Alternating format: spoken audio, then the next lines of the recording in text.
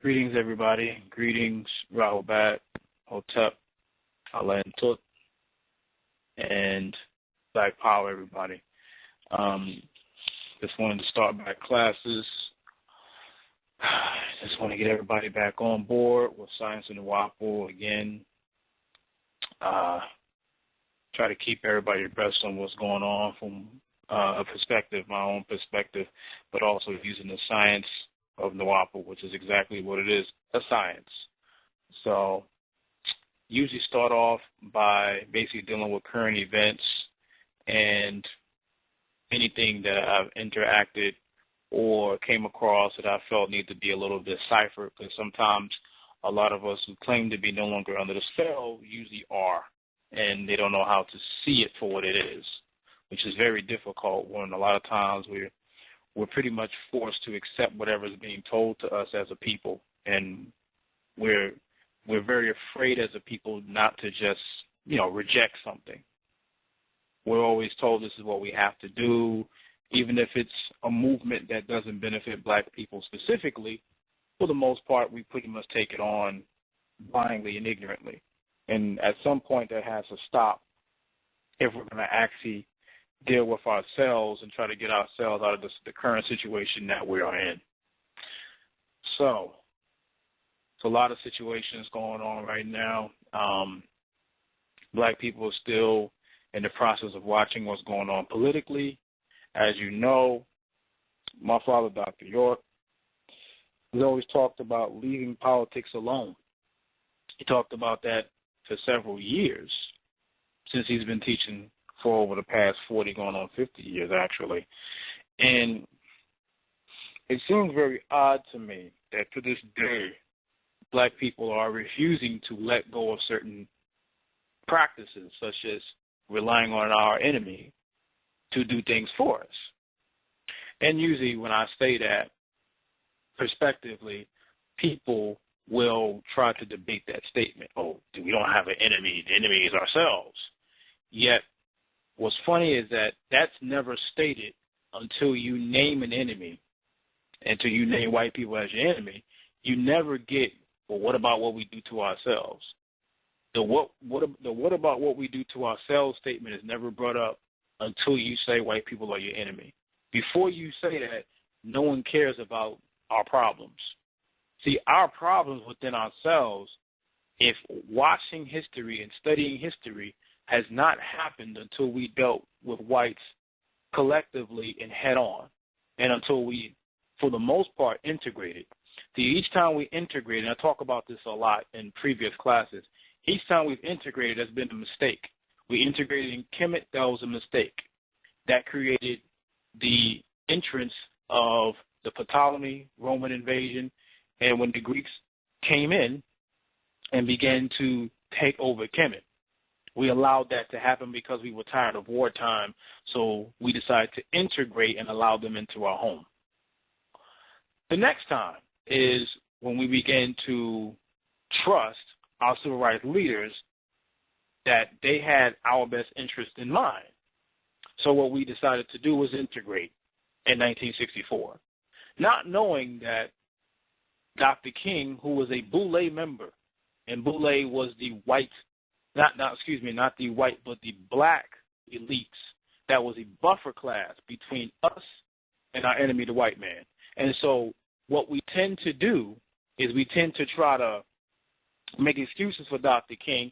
He was just a great man, But the reality is this. The Boule was nothing but blacks working for whites, keeping other blacks down, the majority of blacks in American society, because the Boule only makes up less than 1% of black male population in America, okay? But they make up 90 to 95% of black politicians. So when you say that you are voting, especially Barack Obama, so when you say you are voting for a black politician because he has a black face, in reality you are voting for a black person who is working for white interests because you do not do your research. And because you do not do your research, you're not realizing that even though you can sit here and vote for either Hillary Clinton who confess to hating black people, or Bernie Sanders, who plays the new white savior for black people, you got to realize that they both are under the same system designed to exterminate black people. That's the reality. You can do your research on this when you deal with Bernie Sanders of him being a Zionist, okay? And the Zionists was the main ones that started the slave trade and the kidnapping of Africans, our people, our ancestors. So you can sit up here and make all the excuses you want, but at the end of the day, it comes down to the white daddy syndrome that a lot of us have. We still want to have a slave master. And Hillary Clinton also represents the white woman syndrome, or I like to say white mama syndrome, that a lot of us have in our minds, because at the end of the day, we still want whites to reside over us. And you cannot fully be liberated unless you liberate yourself. You cannot count on your oppressor to get you out of what they put you in. See, and that's the biggest problem that I'm noticing. This is just current events, because us as a people like to make excuses for things that we continue to do. You cannot call yourself fully liberated, again, if you're still trying to buy into their system, because you're meaning buying in not even corporate or currency, but voting. You understand? You have to understand that you do not have a say in what they do, because you do not have any stake in what they do at all. White supremacy is a system that's created and designed to keep whites afloat, because you know that they are dying off, but and at the same time exterminate us as African people. I don't use the terms people of color and those other stuff. No, I'm saying black, African, for those who are Nuwapian, okay? But the reality is that we have to consolidate as a people. And until we learn to consolidate as a people, we will keep bumping into each other. Our ideologies will allow us to keep bumping into each other. See, it's very easy to get blacks to get involved in organizations. It's very easy. Because at the end of the day, there's no actual change going on in organizations that separate from other black people. See, my thing is I work with every organization. I work with National Black United Front. I donate to them. I do whatever I can with them. Whenever I see brothers from New Black Panther Party, I work with them, whatever I can do. Even if it's just currency, I do whatever I can. My work speaks for itself, because I don't have time to play this I'm better than you because I speak a different language, or I'm better than you because I call myself this, or I call myself more, or I call myself Nuwapian, or I call myself Hebrew, or I call myself this. Because none of that makes a difference if your people are still being enslaved, if you have a prison industrial complex, if you still have black women still being, their wombs still being exterminated in the prison systems. None of that means nothing until you can truly help your people as a whole. If whatever you're involved in does not talk about the defense of your women and your children, then whatever you're involved in is a danger to you and your family. You have to call some form of accountability to our people as a whole. Because if you're going to be a part of an organization, the organization has to be held accountable for what they're providing for you. And if the organization is not providing what the primate foundation is needed for African people to survive, then it's meaningless and worthless. But I did want to get into the African Bambaataa subject because that really hit home for me, because I really, met him, and back in 2002, my father was first incarcerated and everything, and it was great to meet the brother and everything. He's an elder now, he just turned 60, and this is it's a very wild situation to deal with as a people, because what we tend to do is we tend to not, how do I say this?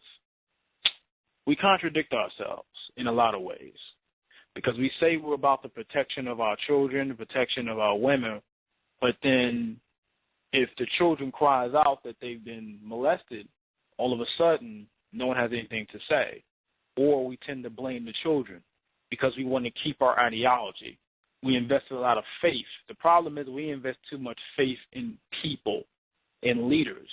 And then when leaders disappoint, we don't know how to separate and say, I still love you, but you need help. Now, this is not to say Bambaataa did anything at all. That's just a statement that we need to start learning to address within ourselves.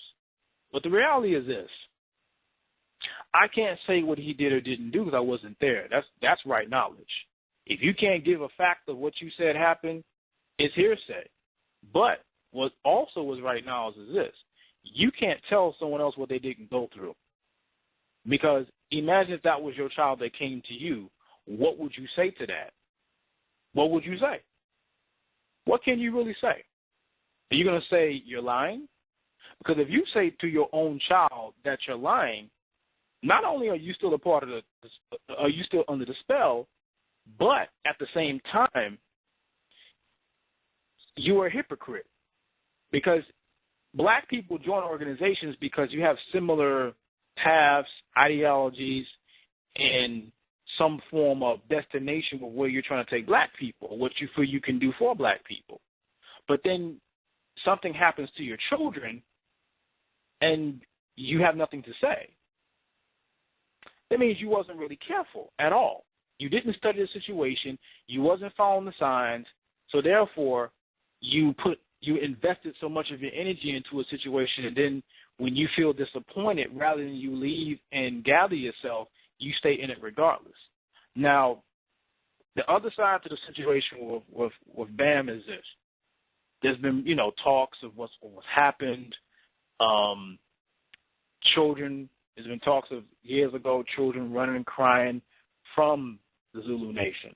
There's even talks of a rumor that was going around saying that he cried admitting that he did it to other delegates of the Zulu Nation. I don't know. I wasn't there to see that.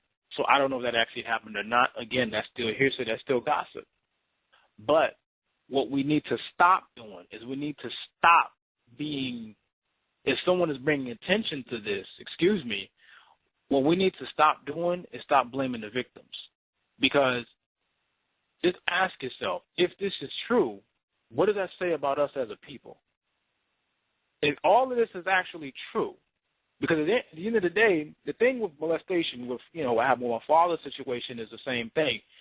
You can't really prove any of this because if this happened over a systematic period of time, where's the evidence to prove it? Now, if they bring evidence, then that's a different story. Then we have to deal with it. And this is the thing. We never deal with things on an in-house level. We always allow things to get so bad that the devil has to come in and solve our problems for us. It's never an in-house battle. It's never a point where we come in and say, you know what, this is what we need to do. We're gonna come in and we're gonna solve this problem for you, as black people. It's the same thing with domestic violence. I have a friend, this is perfect example. I have a friend, the next thing you know, he beats on his woman, and we don't know how to resolve that issue. Or I'm saying something like, well, that's not my business. I'm not going to say anything about it because it's not my business. But it is your business. That's still your sister. And if a child's being molested, that's still our business because then that could be your child. See, if someone needs to be punished in the black nation, we have to be the ones to solve that issue. We can't be something different. We can't always – the thing is, we talk about, system of the beast and white supremacy and all this stuff, but then we hand over our people to our enemy. We talk all this mess, but at the end of the day, we're not willing to say, if Afrika Bambaataa did the things that is being said that he did, then he needs help. But it was also said that he was also a victim of molestation as well. And if you're a victim of molestation, chances are you're going to end up molesting somebody else as well. And if we have to learn how to, if this is true, this might still could be going on, not even from him, but from somebody else. We have to learn how to start checking things on an in-house level. And we have to stop being afraid of telling the truth. If something is going on, because remember, most people don't know the children at all. We didn't know anything because they were, from what was also being said, they were keeping it under wraps. They were very quiet about it. And that's, that's not good. Because, again, if this was my child, I'll be in jail. No child of mine is going to come to me and I'm going to accuse them of lying. I'm going to do whatever I can to make sure it doesn't happen to anyone else's children. That's the next phase of who we should be as a people. We got to get to a point where we step out of always thinking someone's lying, because it's our children. These are our children. And again, imagine if it did happen, you accuse your child of lying. How should your child look at you from that point on? That's the question. How should that child look at you if that was your child from that point on? And let's take it to another level.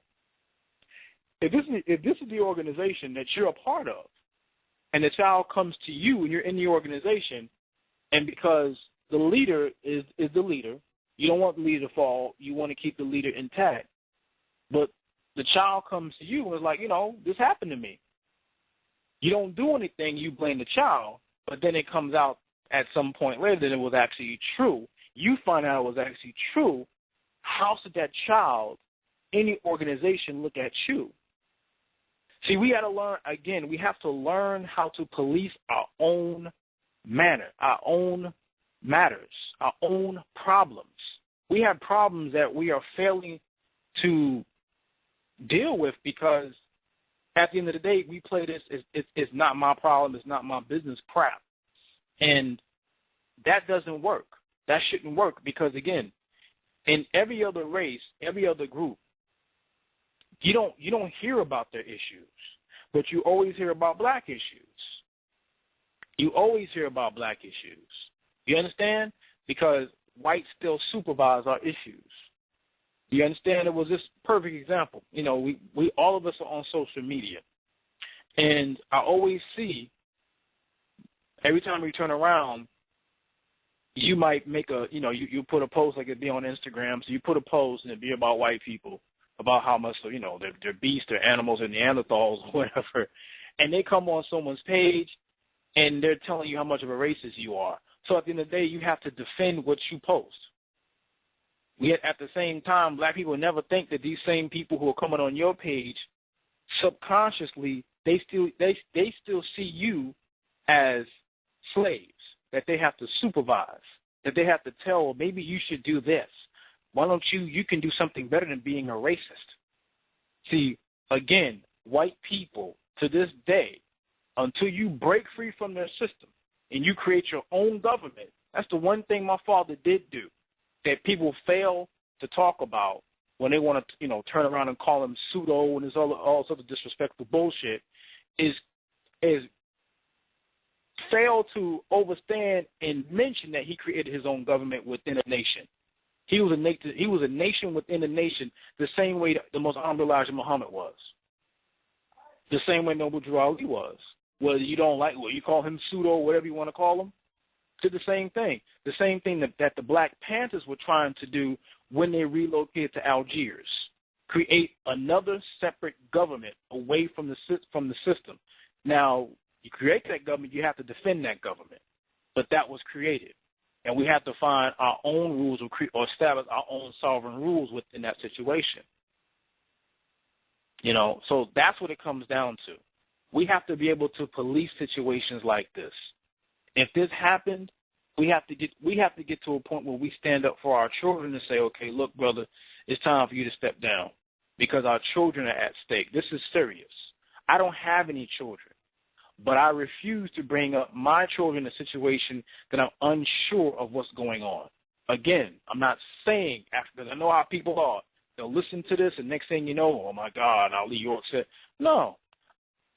Even with the post on Facebook, I just wanted to know, is this true? Because everywhere I researched, there was always pointing to what actually happened. Now, there was something on Media Takeout that stated that there was an accuser.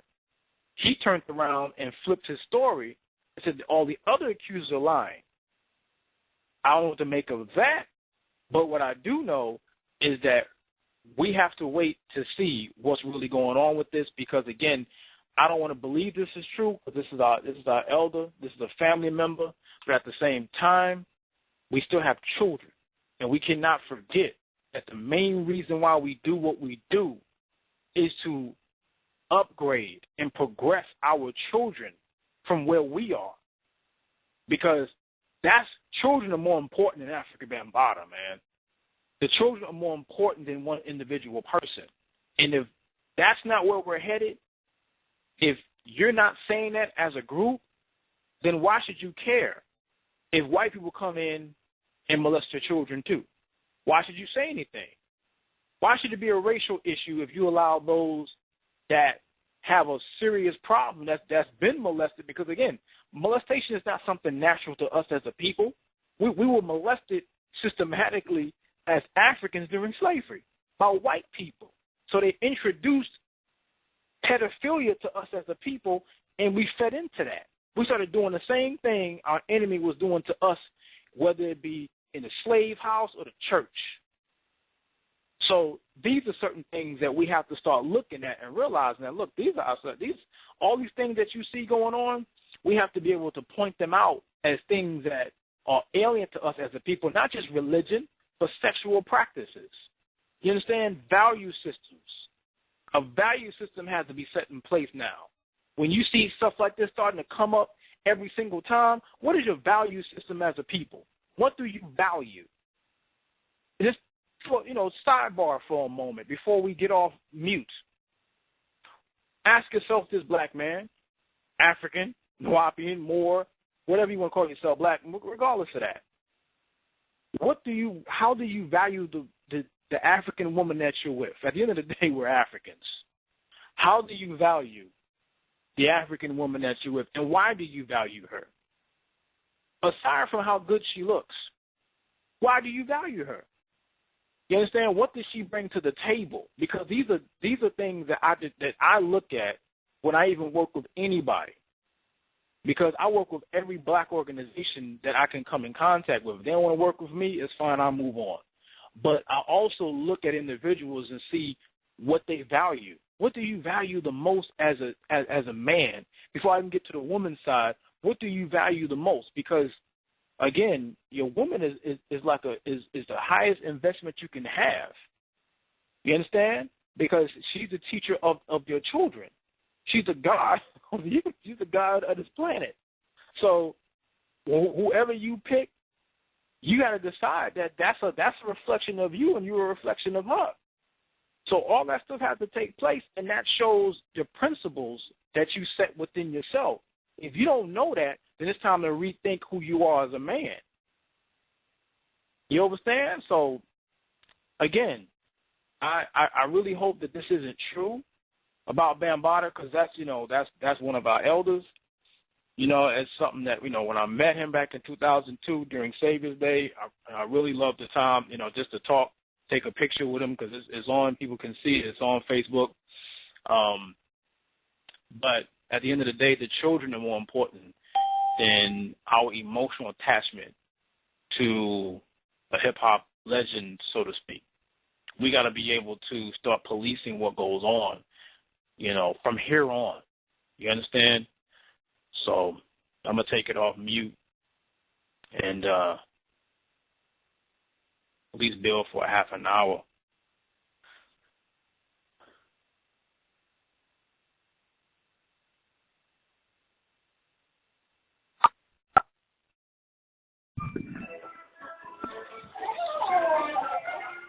Greetings, family. Greetings. All right. Greetings. All right. Does anyone have any questions? Yeah, I got a question. Because it's the same as I forget the other person that came into this situation with this molestation stuff, to where everybody starts to say it when they're in their late 20s or 30s. Yeah. That's what kind of bugs me out, is because when I read it, I was like, no, this can't be true. Right. But the thing is, all these people that are saying that he did it are grown. Right. So I'm like, why is it when an accusation like that comes about, the people that are saying that it happened are grown. I mean, right. I'm thinking, okay, are they trying to destroy this man? Are they trying to destroy somebody Nubian again? Well, I realize they're grown now, but what was being said, like the main guy, if you go on YouTube now, he did an interview on, I think his name is Poppy. He did an interview on Hot 97. And I think he got I'm 35. I think he has to be maybe a year older or a year younger than me. But the way he was talking was that this happened since he was 15. And, you know, I think with his situation was, you know, Africa took him in. You know, it was a bad situation for him. And that was the same story that I kept reading. Each time I read something from the supposed victim was that it was always a child that was already poor. And so the way it's being built was that basically he took advantage of poor children, poor black children. And that's the thing. Like, of course he's a grown-ass man now, but the way he was putting it out was that, look, this has been going on since I was a teenager. And it was like people knew about it, but they didn't really, no one did anything about it. So that was where he was coming from with it. Yeah, I mean, I'm gonna say it like this, but not in a negative connotation. Right. I mean, I could see if you was 5 or 6, you know what I mean? And, you know, people got more mental control over you not to say nothing. But if you're a teenager and somebody's doing that, there's no way, man, you know, that I would let somebody be doing some shit to me like that and not say something to someone outside of the element that I'm in. If they're saying, look, man, if you say this, then we're kicking you out of the house, you'll be back on the street, whoopty-woo. Well, I guess that's the way it's going to have to be. That's what I'm saying. It just doesn't make sense to me. If you're a teenager, to keep that hidden, you know, it's a male teenager. Yeah. I mean, I think because also, and I get what you're saying. I think also because, especially if you're a male, if something like that comes out, especially being put in that type of situation, Bambaataa is taking care of you. So there's so many things that can go on. I'm looking at it from both angles as well. So I'm trying not to be partial. Now I'm trying not to be any form of bias with this, because this is still, you know, that's why I said how we handle this dictates how we're able to control our own situation as black people as a whole. Because let's just say, thing is with this, the same thing with my father's case, is that you can't prove anything without DNA evidence. Only thing you can have is someone telling you, this happened to me since I was 15. You know, another one comes out and says that this happened to me since I was 9. Now, that person's not a teenager, so a person can't say, well, look, you know, you was a teenager, so you could have said, well, that's a child. And that child may not have had a mother nor a father, and that only father that they may have had was Africa. So these are the type of situations that happens a lot, even with the Christian church. That happens. Remember, there's a huge pedophilia culture in the black church that is like really an underworld that a lot of us don't even know about, that we're just now finding out about, that is big, and it's bigger in the Christian church because the devil had more of an impact in the Christian church. But a lot of times, a lot of that is like spilling over into black organizations, and we don't really say too much about it. Again, I don't know what happened. All I'm hearing is just each time you turn around, another one comes out, another one comes out. Now, I can tell you from me as a man to man, that the first thing that went through my mind when I heard it, I was like, yeah, they doing the same thing that to Africa that they did to my father. That's the first thing. I mean, that's exactly what I thought. That was my initial thought as well, man. I mean, I'm like, yo, this can't be happening again. This cannot be real. Right. I mean, and that's, to me, that's what each time I saw something, he's like, you know, he thought with the Bill Cosby situation, I said the same thing. My thing was, it's hard because if something comes out where it's like the people, let's say, for example, it's brothers that I talk to from the Zulu Nation that's like, yo, yeah, that shit is true. And I'm like, wow. And so if this person is in the situation, that's in the organization, they're coming to me saying that, yo, it's then I'm like, okay, wow. But now that's still hearsay. Because, again, if you're not there, what can you really say if you're not there to see anything? The only thing you have at the end of the day is you have to put yourself on. That's why I'm being real. I'm doing my best to look at things from both angles because, again, these are children. And because these are children, it's like I said, I don't have any children, but let's say if I'm in that organization and a child comes to me, the first thing I would do is be like, yo, is this true? That's the first thing we have to be able to do. Now, they can deny it all day. And the next thing you know, it comes back to you again. It's like, then what do you do? You know, because we can always say what we felt a person should do. But then you got to also look at it as a teenage boy at, let's say, 15, 16 years old. People will look at you and be like, well, shit, man, you could have said something, man. You were a teenager. It's like, that's almost confessing that you're a homosexual. And how many black men want to do something like that? Like, I wouldn't. I'm not. I don't want no one in my business like that. But it could be as a teenager, you're perceiving something to be that type of perception from other people. Like, man, they're gonna think I'm gay. I don't want to call me no faggot. I don't want. You know, I still like if you listen to Poppy's interview, he still says he loves Africa Bambaataa. I still love him. You know, it's just that this was going on for this amount of time. And I feel like he needs help, you know, and, I mean, it's very hard to turn demented against a person who you're relying on for your salvation and your means of living. That's hard because they were traveling together. They were doing this. Like, you know, they were confidants. But he turns around. Yeah, I'm sorry. Go ahead. I got something I wanted to say though.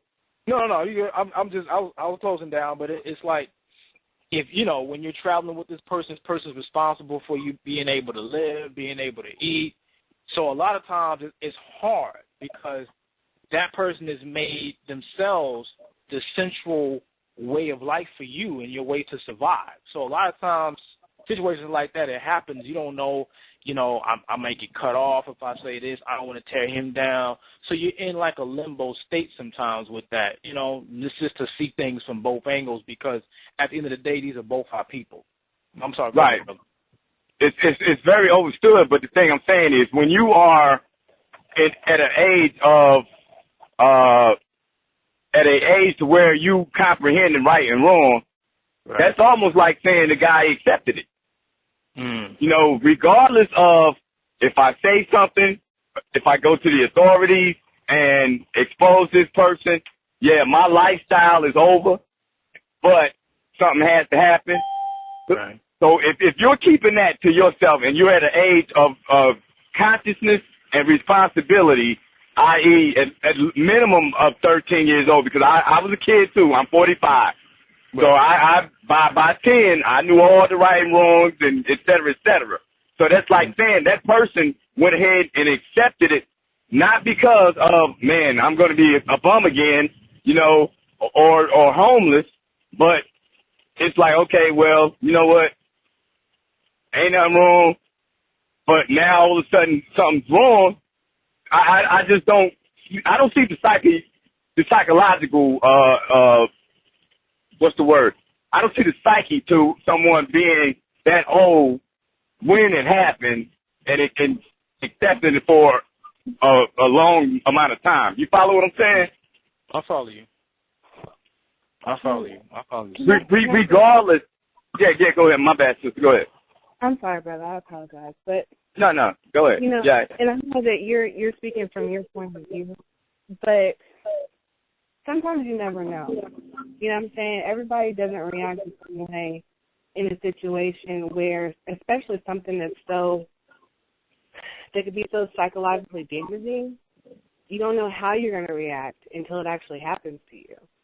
So you just never know. We also never know, what if he was abused before that? And that's his natural reaction was to not say anything to someone, especially who is taking care of him. You know what I'm saying? So it's kind of hard to judge when you just don't know all of the circumstances behind it.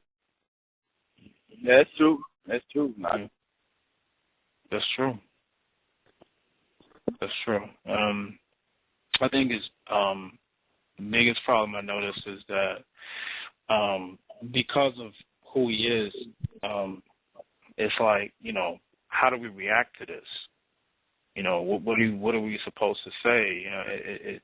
Am I supposed to believe this? I wasn't there, so I can't. And that's real. You wasn't there, so you can't immediately say, well, yeah, this happened, or no, because you're really indifferent. You have to remain indifferent about situations such as this because you didn't know, but at the same time, there's still children that was involved in this, and if we're going to really move forward and start being responsible for what we do have to start policing, because then let's just say, like right now, Zulu Nation is still a nation. They haven't shut down anything. They're still existing. They still have children. Now, what if a child turns around and leaves and then says something now, and that child is 12? Then what do we say? Do we still continue to say, okay, well, no, this is what happened, nah, that was a lie, that's not the case? That's the thing. We have to know how to respond to things where we don't look like we're because we do blame the victim a lot, and I'm just going to be honest with you, and I see it a lot. But at the same time, I do know there's a conspiracy, of course, to tear down black men. Of course, we should all know that. And I'm not saying that he's guilty. Not saying that at all. I wasn't there to see anything. But at the same time, we do have to start taking into account our children, and we do have to, when we hear something, because this is something that could have been kept under wraps for years, and then he may have named a date, and then there's others that were naming times, or, he named the age, he said 15. Then you have others who were talking about they were running crying from the Zulu Nation, and they were like younger than 12, 11 years old, children. And it was stated that he broke down crying. Again, he broke down crying, confessing that, yes, I did this, I need help. Now, a person might say, well, that could be a lie. How do we know that happened? How do we not know he's trying to get money? We don't know that. But what we have to stop doing also is stop being because we're very cynical with our responses to things like this. We can't say in one breath that a lot of what has been done to us comes from white people, especially our sexual practices. But then when we see it, we immediately are like, that's not true. I'm like, nah, this is a lot of it. A lot of what we're doing is a reflection of our interactions with them on a negative level. So we do have to start taking into account these type of situations. So I understand this is a very touchy situation to even talk about for myself, meaning, because of my father basically going through the same situation. So, but it does need to be talked about. So the best thing for me to deal with, because I'm for black men to not be wrongly accused, but at the same time I'm also for black children. So we have to look at this situation as a whole, because again, if this is true, the brother needs help. The brother needs help, because if this is true, next thing you know, he's in prison. We talk about trying to do whatever we can to solve our own problems, but then next thing you know, he's in the prison system. And then next thing you know, you might find out, on the other side that he can be innocent, and then he could be going to jail the same way my father is. So these are situations that we have to start looking at and taking into account, because it's right in our face right now. Again, whites come in and they police our problems because we're not doing it ourselves. That's the main thing that I keep seeing, is that every time you turn around, you got a situation like this that we're not in-house policing, but we want other people to come in and do it for us. That's not going to work anymore. So we just got to do whatever we can to solve our problems, especially situations dealing with our children. I got a question, bro.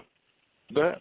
So in saying that, and I'm in total compliance and agreement with what you're saying, but as far as on a national effort, what could be done to change millions of black people's minds to think that way?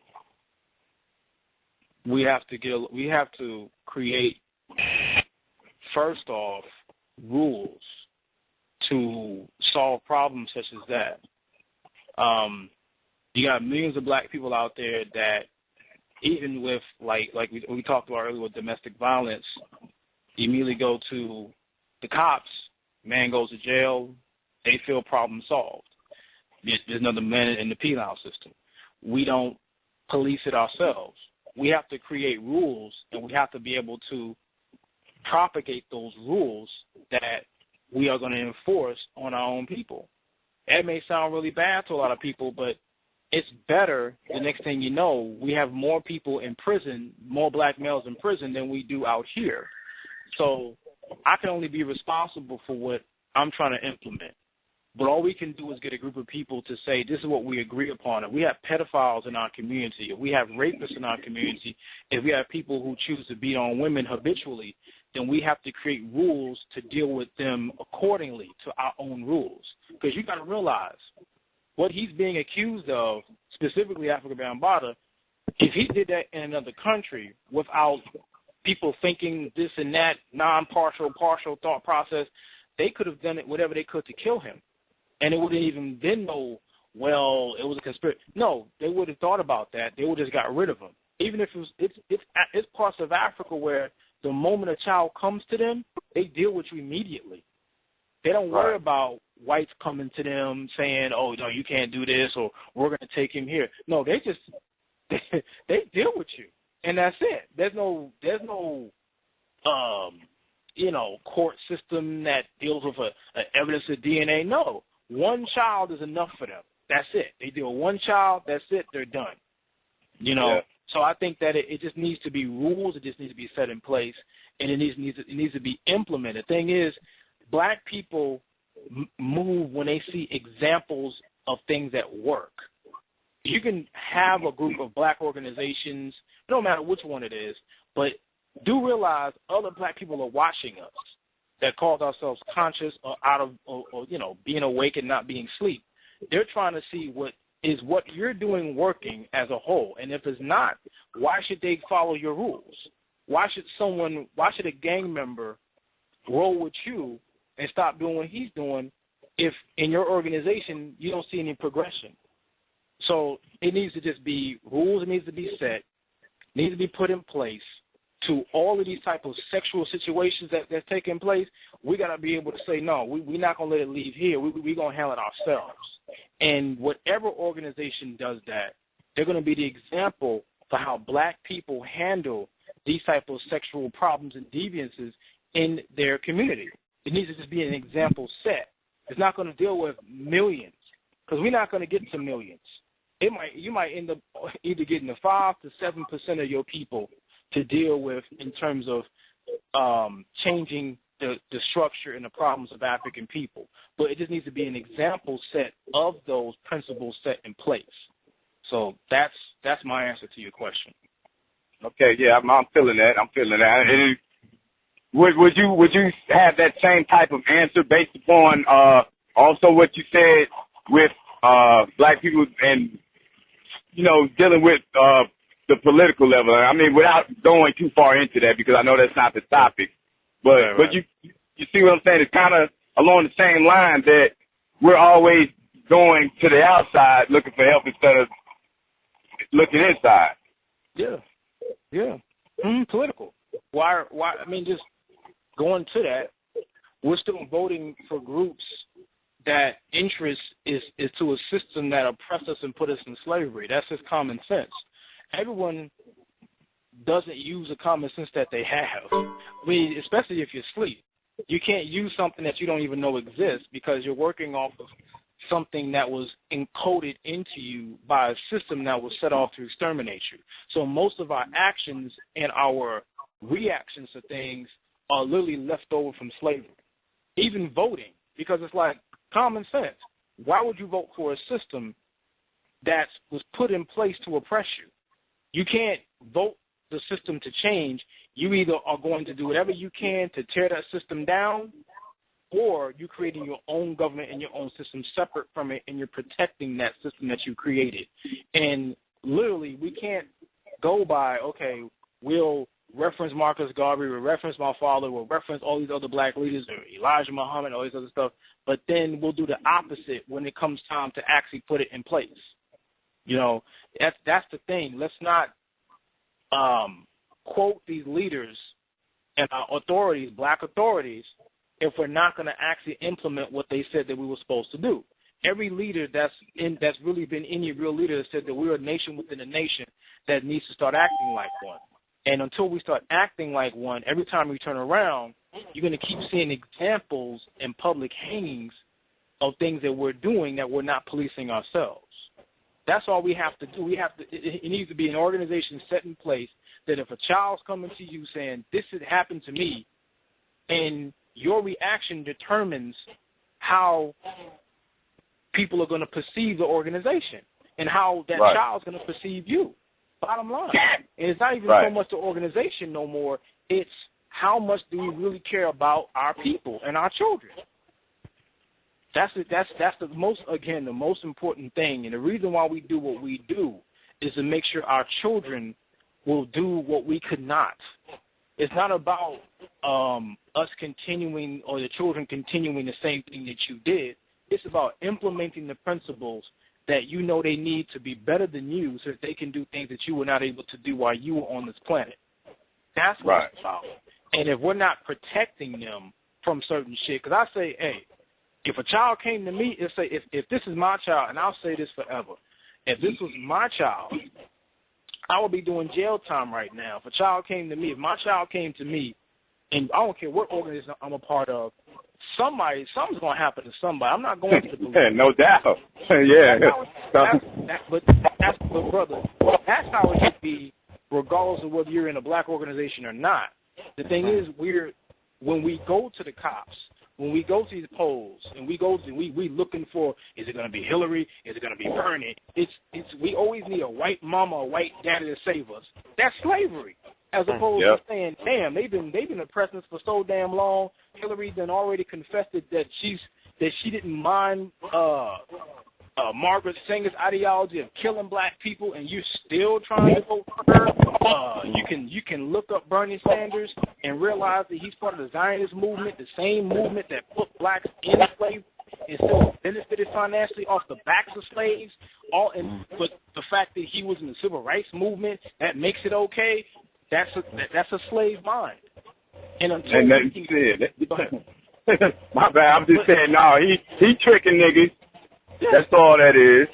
Because white people have been studying us since slavery, and they know how we react to things. They know if they can put a good, nice white face out there, because I marched with Dr. King.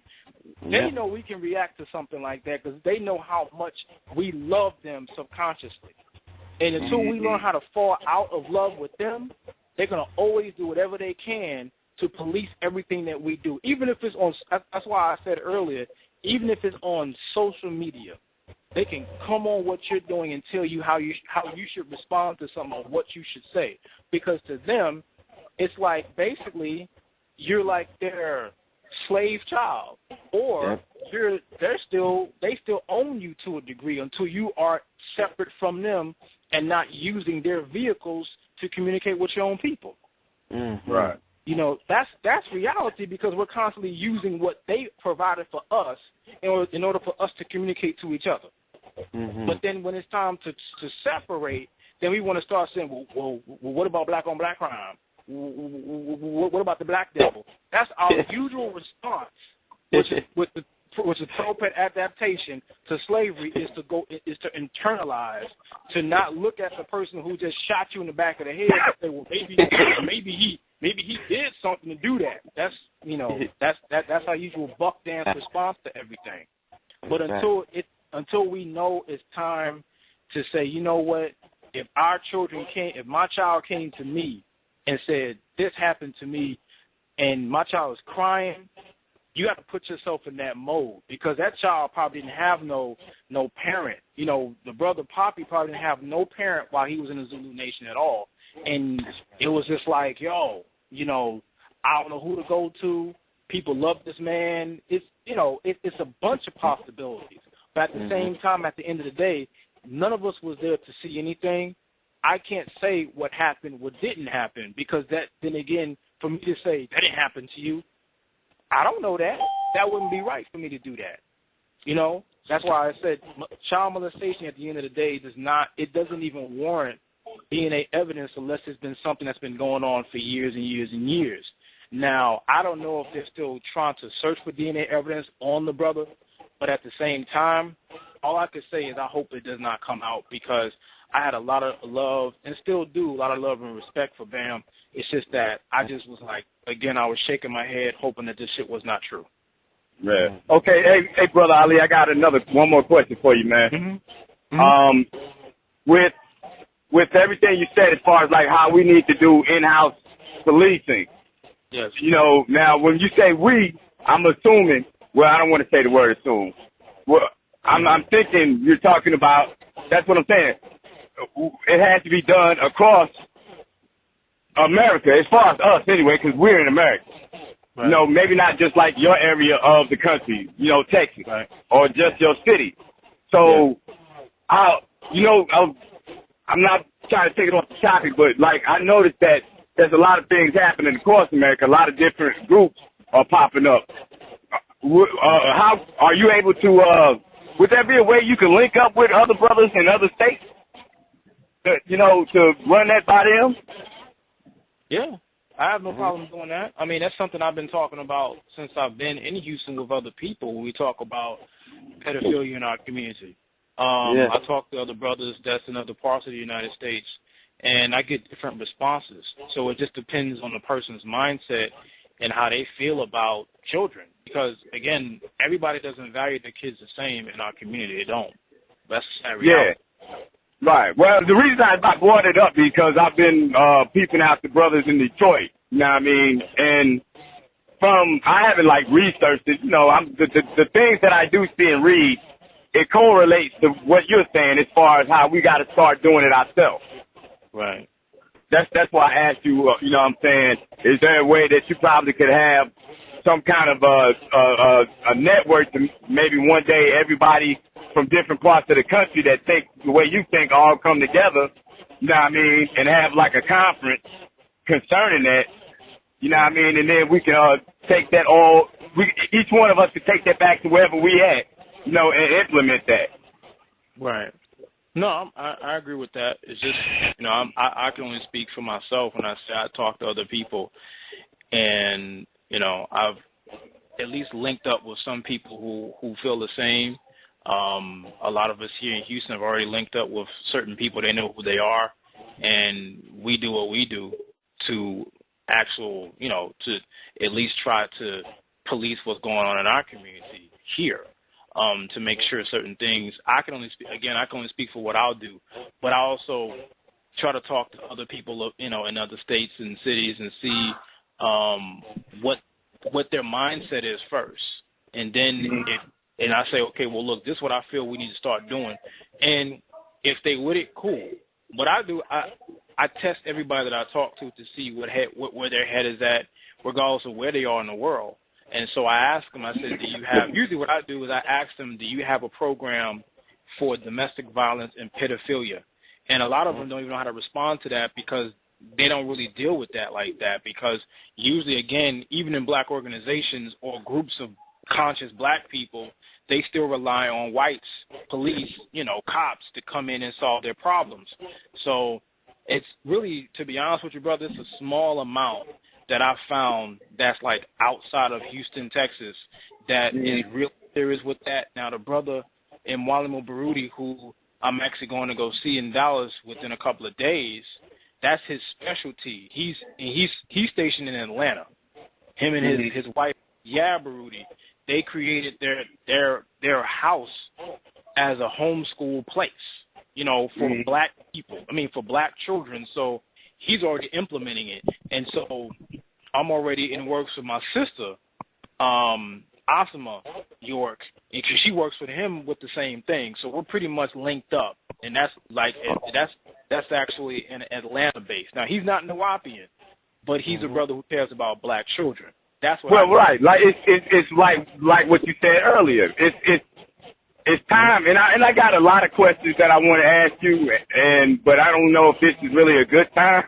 But I mean, it's one burning question, but I'm gonna save it. I'm gonna say that. But anyway, it's like you said, man. It's time for us, and that's the thing. That's why I'm saying it, because I'm seeing a lot of brothers are starting to say the same thing. You know, it's like, let's put away our label and come together under the banner of we're Africans. Right. Yeah. Right. Now, I mean, so I'm feeling that. Yeah, because look at it like this. And Pops talked about this, to be honest with you, in the Holy Tablet, but people missed it in the first chapter, the beginning, the creation, when he talks about Luciferians. They come together. They don't always agree on everything. They together, can though. sometimes not stay. Exactly. They don't have to stand each other. Like, this is something that Booker T. Coleman said when I went to his lecture about 2 weeks ago. He said, it's people I work with that I don't like at all. But we are working on the same issues and the same ideas. Everybody that you work with, you ain't going to like. That's the thing with black organizations. We're so together because we like each other. But I would rather, but then I like you, but what are you doing? Yeah. We're not holding each other accountable for what we're not doing, and then our problems are still persisting. So I can go to a lecture, and then we can build with somebody. I'll be like, yo, man, so what you got going on? And then he's talking about it, and I'm like, okay, wow. So let's, I tell you what, let's meet up and let's do this. You've already linked up with somebody who's not in your organization but is an African. So all he wants to do is help black people. And he's implementing a program for protecting black youth, for protecting our women. Because let's not come with the jargon of woman as God if you're not protecting her. That doesn't make any sense. Because again, other groups and other races, I don't care what they are, you don't hear about their personal dirty laundry, but you hear all about our dirty laundry. Always. Because that's because they want to make us look bad. Yeah, I mean, that's what I think. But even if, which I'm saying, you're true in that sense, but then you have situations where you got deviants out there, and it's deviants in every race. But when the deviants are doing something, immediately the devil says, "Well, look, you see what these niggas do." But then when it comes to Indians and Asians and Middle Easterns, to be honest with you, if you do your research, they have a lot of sexual misconduct and experiences in their community that people don't know about. But the thing that we have to start dealing with is we have to stop worrying about, again, what flag you raise, whether you call yourself Moor, whether you call yourself he. Because my thing is, I just listen, I just talk to people, and I just see, like, for example, my principles are, we start off as the woman as God. She's the creator. She is the God of this planet. We come through her. We are her protector. We are also God because we are responsible. We are the provider of our family. Second step is our children. Make sure no one harms that child and the innocence is not taken away. If that's not part of what you're saying, then we're going to have a problem. I can't bend on that because that's our foundation, regardless of before there was any organization. That's just that's just a primal nature of an African. If you can't even get to that level, then we have a problem. But other than that, I don't care about what group you go to on Sunday or Saturday or whatever day it is. I don't care. Again, that's why I always close with this. We're always looking at what other people, because we see ourselves as the superior gods of the planet, which is true. But every other race has their shit together because, again, they're not worried about what church you belong to, what mosque you belong to. They don't care about that. The only thing they see is like, well, look, when it's time to solve a problem, we come together and we solve our problems. We can't do that because we're worrying about what is do you read the Quran? Do you read the Bible? Are you reading, is that a Dr. York book over there, brother? Is it like, come on, man, that's trivial. At the end of the day, that's trivial. Because I refuse to work with anybody, and I'm going to close with this, I refuse to work with anybody that will sit up there, teach a class, be all deep and heavy, then you come outside your bookstore and you stepping over homeless black women and children. Right. And you looking dead at them, but what you can say today is, well, I ain't got nothing to give you. See, right there, that just showed me I can't work with you because you put your perception and ideology over your people, whereas other races don't do that. They'll put their people over their ideology, whereas we're such slaves that we will put our ideology over our people. Yep. That's what we got to stop doing. Right. Yeah. It's a collective thing, though, man. What I'm trying to say is it's definitely going to take people like yourself, you know, and others to some kind of way implement that so that at least some of us, you know, a lot more black males take heed to that type of thinking. Right. I agree. You just need to find out who it is, and that's what I do. You just gotta, whenever you reach to your own, you just have to have a long enough conversation. You don't have to ask them outright questions. Just have a conversation, because usually people's characters usually, as I said, reflected in their conversation. Anytime you talk to a person, they pretty much let you know who they are based upon within a 5 or 10 minute time you talk to them. So you pretty much know, okay, yeah, this person, okay, I can, okay, I can't deal with this. This person's on some other shit, and you just move on. Yeah. You don't waste your time. Yeah, no doubt.